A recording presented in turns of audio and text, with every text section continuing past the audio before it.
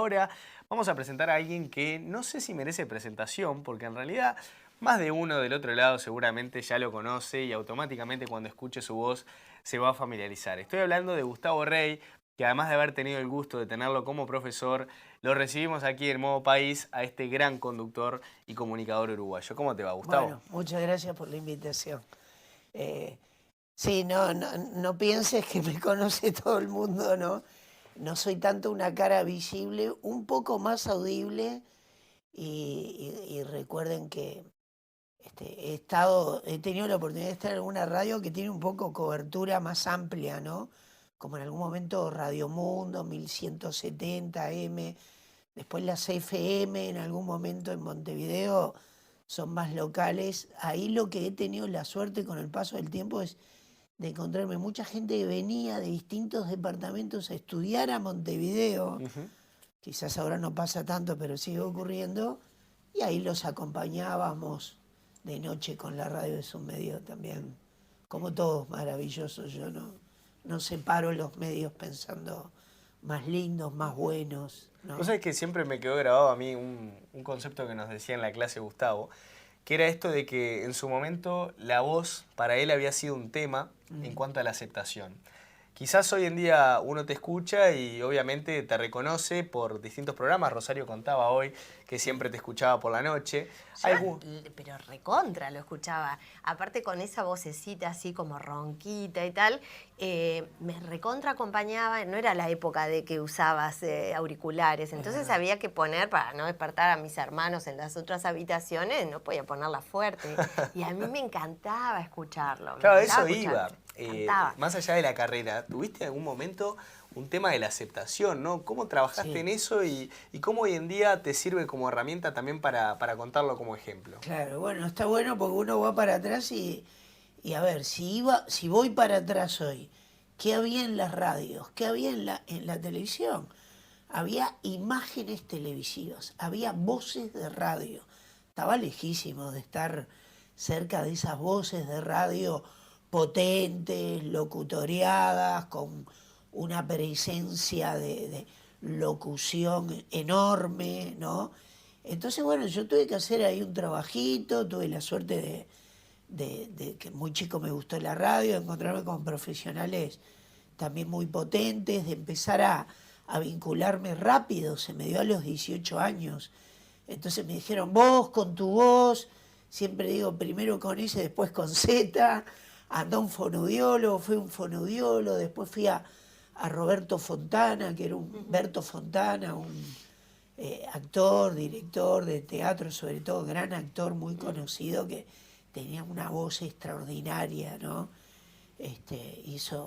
Siempre decía así, si él entraba, hoy fallecido, ¿no? Entra acá y te dice hola, parece una voz de esas de Retumba. ultratumba, ¿no? Sí. Y bueno, él me hizo más conectar con el tema de la aceptación de la voz. Es como, y yo luego le digo, bueno, aceptar como tu instrumento, ¿no? Como la imagen que tenés, la voz que tenés. El problema sería no tener voz, bien. Si yo paso por el espejo y, a ver, me peleo con mi imagen, el problema es mío. Y yo me peleaba con mi voz. Mira.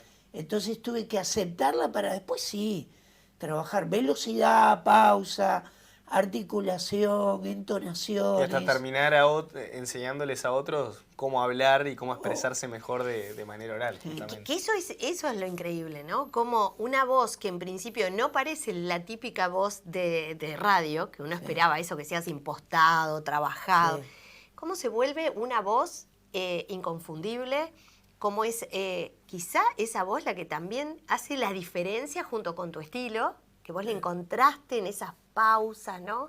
Esos silencios, esa cosa carrasposa pero que es sí. profunda. ¿Eso fuiste siempre así, de ir a ese ritmo, en esas pausas? O sea, el estilo acompaña la voz desde siempre, ¿es lo que trabajaste? Bueno, te agradezco la pregunta porque a mí hasta el día de hoy, últimamente que es muy interesante escuchar que hay personas que, por ejemplo, les molesta los tonos altos, el grito, el volumen. eh, yo de los que fui, en cuanto a la voz difónica, y a partir de mi adolescencia empezó a generarse, ¿no? Ahí hay un cambio de voz y empiezo a tener una voz más difónica, ronca y demás. Varias veces me vieron la voz, no tengo pólipos, no tengo nada. Por suerte he trabajado a veces la voz, la puedo sacar más limpia, con mayor resonancia. Mi voz es un poco difónica y terminó siendo, sin quererlo, lo que hoy a mucha gente no le gusta el término, pero una marca personal. Claro. Es como si la hubiera querido construir. Yo no la construí, se fue dando, ¿se entiende? Sí, sí. En verdad, lo otro que me preguntás de cómo me gusta a mí escuchar o hablar a las personas, y de repente a mí nunca me gustaron mucho las voces de programas gritados, uno arriba del otro, voces intensas que te gritan muy alto.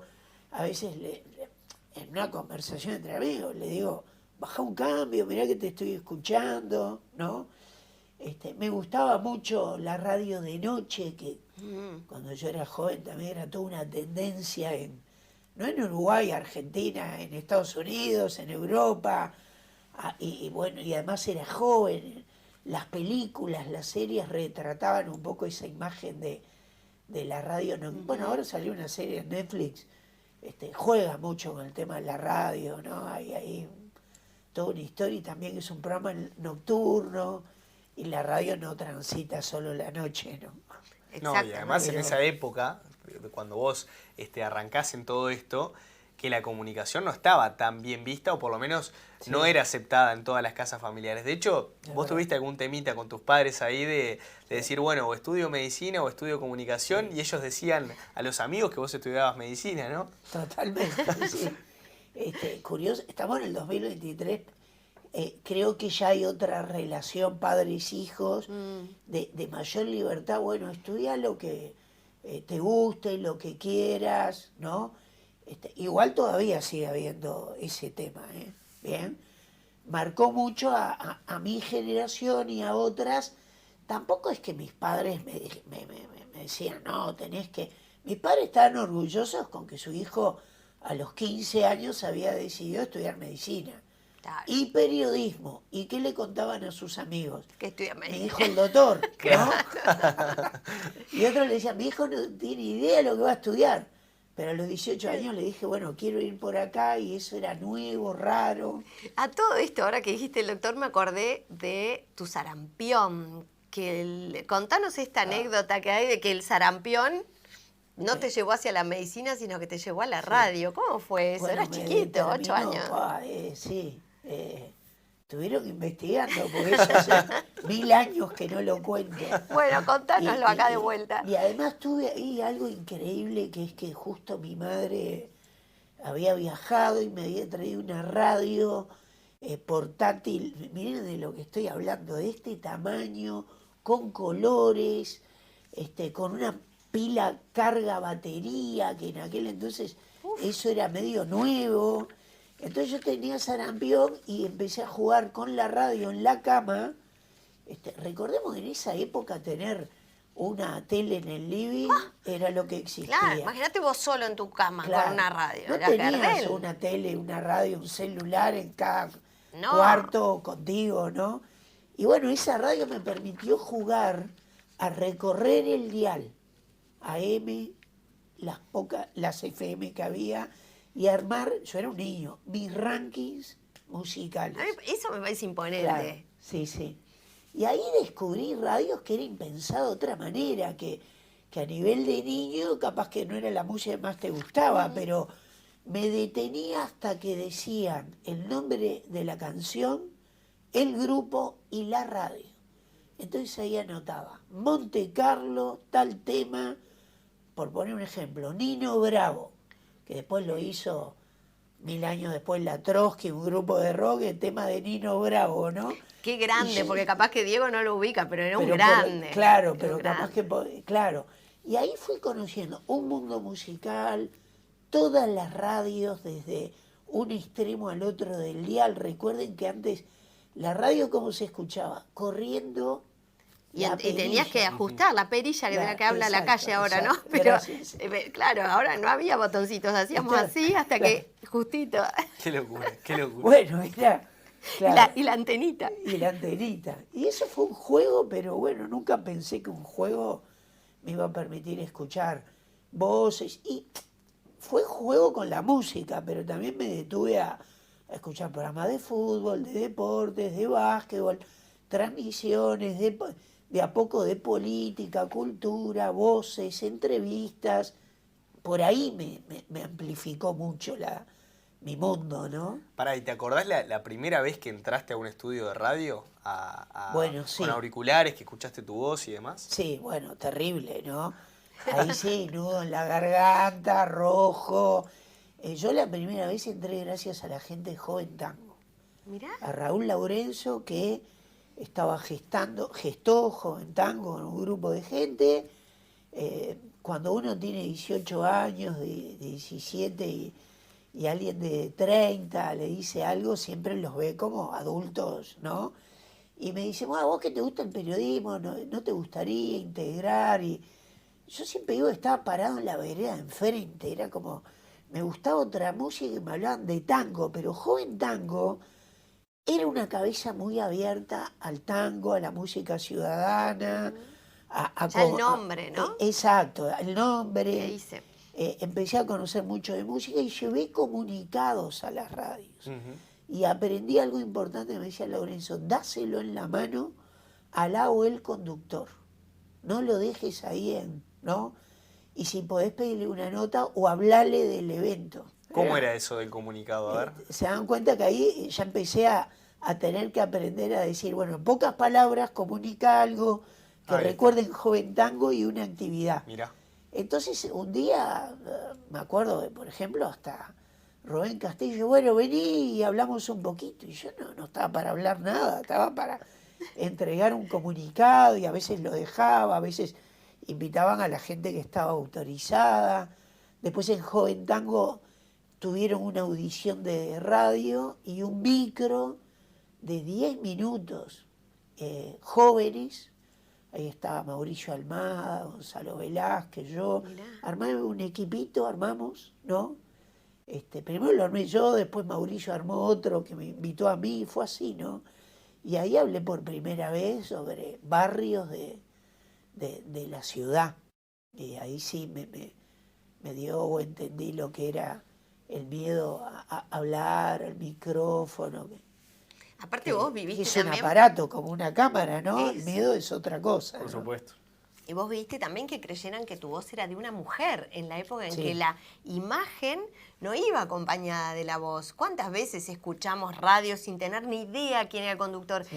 Y eso también era un tema que podía haberte dejado afuera de la radio. No quizá por vos, pero quizá, no sé, el director decía, no, porque esto... Y sin embargo, y yo hago mucho énfasis en esto porque me parece que cuánta gente se prohíbe, se coarta de hacer algo que le gusta y mirá cómo alguien que lo hace bien, que se especializa, que desde el otro lado lo validan, no hubo una limitación, sino todo lo contrario, lo que dijimos es una marca, pero vos viviste eso también. Sí, sí. ¿Y cómo lo vivías? Sí, sí, yo viví la época que imaginarse las caras de las locutoras, sobre todo para mí de las locutoras, ¿no? Era... Y hoy fíjense que todos los medios son audiovisuales, Claro. tienen cámaras, se visualiza todo. Fue todo un tema cuando, sí, muy joven, a los 18, 19 años, ya también haciendo Ahora es Tiempo, Caras y Más Caras, otros programas, y la primera vez que me fui a mi casa y me dijeron, no, disculpa, pensé que eras una mujer. ¿Tu nombre cómo es, Gustavo? No, y el que está al lado de fulano, Gustavo, pensé que era una mujer. A los 18, 19 años era como Claro, es que terrible. es muy duro, ¿no? claro. Después lo fui llevando y después no hay ningún problema. No, Si hoy totalmente. me confunden la voz con una mujer, Entonces, por eso insisto en, digo, qué bueno esto de ir más allá de eso que desde afuera podrías decir, no me siento bien con esto. Claro. Era tu pasión. era, bueno, recuerden que estaba de noche, un timbre de voz suave, no era tampoco que no es la voz de Alberto Kessman, que puede tener ronco, un poco ronca la voz, pero sí, Era me la ideal confundieron para la más de noche. una vez. Más de una vez, claro que sí. Hoy, ¿cómo ves la radio? De cómo fue a cómo es. Bueno, muchísimos cambios, recién hablaba de uno, en un momento en donde todos estamos parados en un mundo interesante que está cambiando día a día y estamos parados en un cambio que nos detenemos a verlo y ya pasó, ¿no? A veces el cambio viene más rápido que la De transformación que la de los transformación. profesionales, ¿no? Recién decía, vieron, hoy se puede hablar de medios, se puede hablar de programas, los programas están dentro de medios, es como decir, usted se hace un programa de televisión, pero es un programa de televisión donde las redes es muy importante, ¿no? El audio es muy importante, lo visual es muy importante, ¿no? La noticia de la red o un titular o que luego se escuche o se vea algo de lo que hacen al otro día, el fin de semana o 5 meses después, porque pasa eso. De repente alguien va a buscar por algún motivo una noticia o una entrevistada o algo y termina con modo país de una nota de 5 meses después sobre ciclismo o el tema que sea, ¿no? ¿Pero te preocupa en cierta medida el tema de quizás de que crezcan a una velocidad muy rápida los podcasts, los streamings? ¿O te Sí. parece que es un buen complemento? Para mí es un buen complemento, no hay que tenerle miedo, es un buen complemento. Los podcasts es como la nueva radio, pero dentro de la radio que todavía convive. Porque también hay que tener en cuenta esto, miren, en la medida que todo va avanzando, también hay personas, ¿quiénes son las personas? Bueno, yo soy una de ellas, ¿no? Que leo, solo que leo de distintas formas. Me encanta comprar libros, soporte libro físico, de tenerlo en mi mano, y leo libros en una... ¿bien? Y navego leyendo un libro. Y lo más porque me importante, ayuda. vos manejás tus tiempos Y también. manejo mis tiempos y veo cuando puedo en tiempo real, de noche, fin de semana. Entonces me parece que está muy bueno y uno se empieza a acostumbrar también a eso, ¿no? También es cierto esto, ¿no? Nadie está obligado a un cambio 100%, ¿bien? Yo me puedo subir a ese cambio hasta donde quiera. Puedo decir, esto es para mí, esto todavía no, ¿bien? Y eso yo lo aprendí de algún referente, ¿no? Y que dice, y si a vos te gusta esto, seguilo, y si no, adaptate como quieras. Y si querés, lo voy a llevar ahora este ejemplo, tener en tu casa una televisión sin canales cables, sin nada, sin que sea digital y con una antena, podés ver televisión, ¿no? Si querés tener una plataforma, es una plataforma. Si querés tener radio a pilas, todavía la podés tener. Si querés ir a comprar un diario en papel, lo podés todavía hacer. Y todo lo otro ya está y convive, ¿no? Espero hacerme entender Sí, con claro. este concepto. Sí, de claro. uno se sube hasta un cambio, hasta donde quiere. Y también hay una cuestión generacional. Yo me he subido a miles de cambios y algunos los veré. Es como decirte, compartir esto. Miren, yo puedo, si me interesa viajar, puedo viajar a algunos lados, ¿no? Yo a Marte o en un submarino no pienso ir. Pero a lo ¿bien? mejor podés ver la Entonces, experiencia en YouTube o de otra capaz manera, que lo ¿no? veo en YouTube y me subo a donde quiero, como quiero. Eso coexiste todavía. Mirá. Lo llevo un tema a un libro porque me parece interesante. Los libros todos los meses salen, se venden más, menos, más. Casi todos los líderes de opinión, las personas que piensan el mundo, están leyendo algo, están visualizando algo, están viendo entrevistas, están leyendo, se están formando por algo, creo que es, ¿no? Entonces convive un mundo con muchas variantes. Lo interesante es no dejarlas pasar, ¿no? Claro, ser consciente. Antes de entrar en la entrevista, cuando recién te sentaste, hablábamos de los estudiantes que hoy tenés, vos sos docente, Sí. de muchos temas ahora me vas a contar, pero Contabas algo que se te está dando en las clases, que hay personas, estudiantes de todo tipo de carreras. Cuando antes estudiaba comunicación, el que estudiaba comunicación y no mucho más. ¿Ha habido un cambio en la mirada de la importancia que tiene la comunicación, tanto verbal como no verbal? Y ahí engancho con lo neurolingüístico, que también vos haces mucho de ese coaching. Bueno, yo de ese mundo que para mucha gente hay que explicar qué es, de qué se trata, aprendí muchas cosas en el pasado que hoy en el presente, en el mundo, ya están. Las competencias ¿no? transversales, las competencias en el mundo de la educación.